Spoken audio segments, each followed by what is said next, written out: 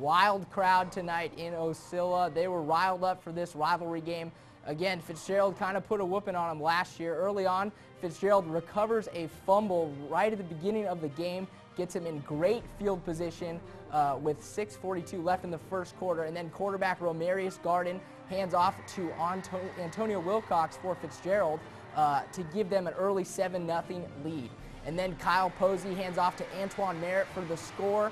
That ties the game at 7, showing off the wheels there.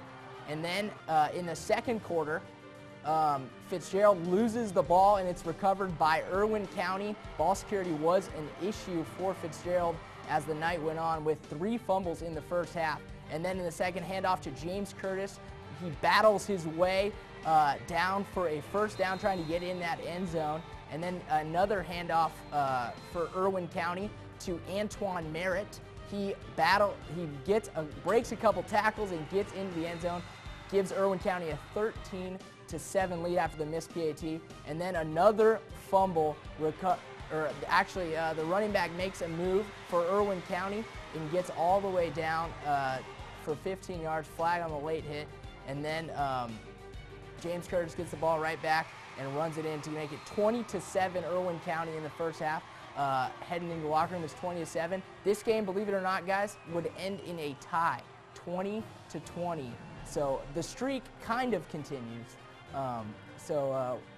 We will actually head out to Matt Pritchard right now. He is out at Irwin County. He's going to talk about the tie game for us. Matt?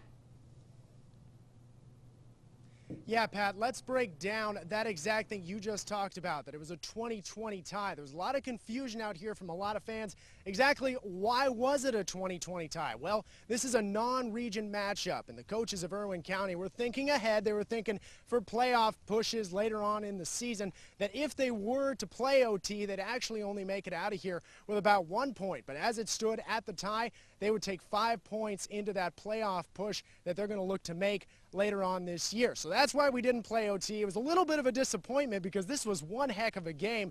Obviously a great rivalry, as always, between Irwin County and Fitzgerald. And tonight it was all Irwin County in the first half. You thought they had it locked, sealed, and in the can. It was 20-7. But the second half, not so much. Fitzgerald showing off why they've beat Irwin County 13 straight years, coming all the way back with a huge interception at the end of the fourth quarter to get that 20-20 score. They also missed that PAT. So had they hit that, it would have been 14 in a row for them, but they'll have to settle for 13. A couple key players that we wanted to mention out of Irwin County: number 10, James Curtis, and number 7, Antoine Merritt. Now, both of them had spectacular evenings with a couple rushing touchdowns each. It really was quite a special night out here. I know the fans enjoyed it. The players had a blast. They were pumped up. And I enjoyed it too.